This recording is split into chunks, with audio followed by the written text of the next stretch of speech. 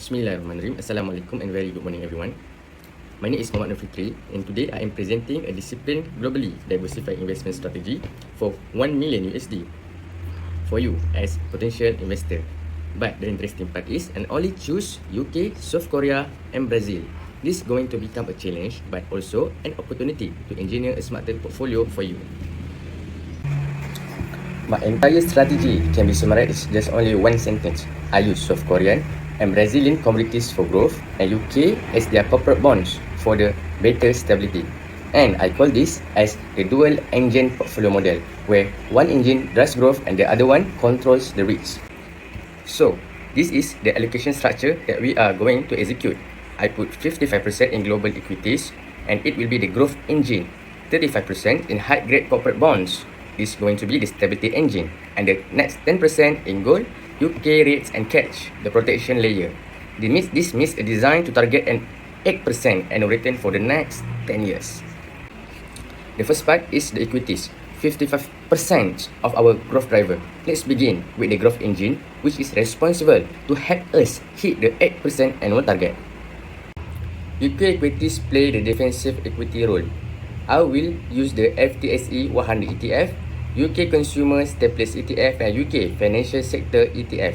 These sectors are cash flow strong, dividend paying and far less volatile, and it will help balance the aggressive growth coming from Korea and Brazil.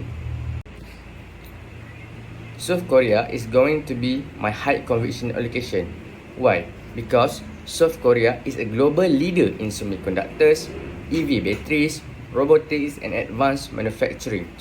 And during global recovery cycles, Korean tech historically outperformed global markets, and it going to give me the acceleration that I need for my long-term growth.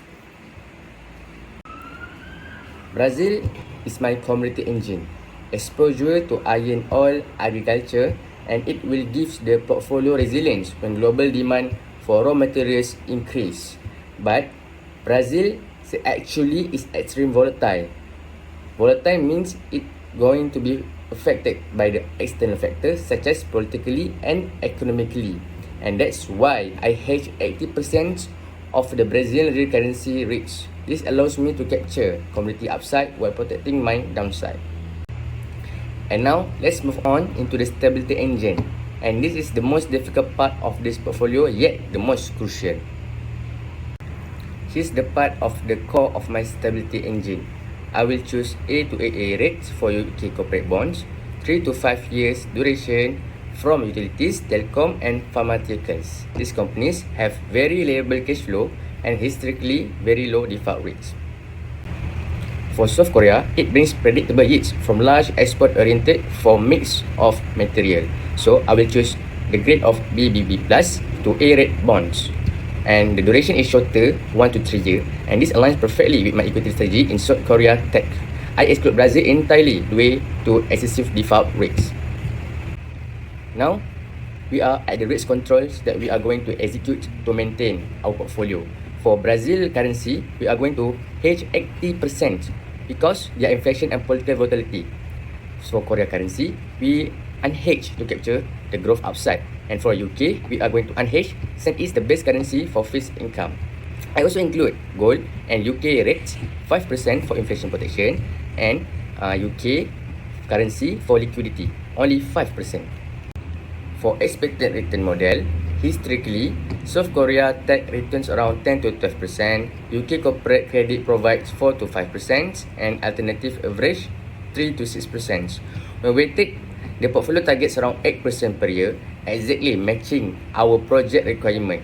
Volatility is about 15 to 70%, which is acceptable for a diversified long-term portfolio. Why this strategy going to work? Okay, this portfolio is globally diversified, compliant with every constraint, and engineered and construct for both growth and safety.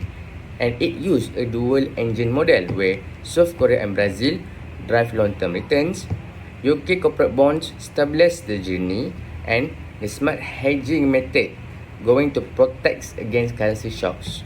Thank you, and I hope it helps and convinces you.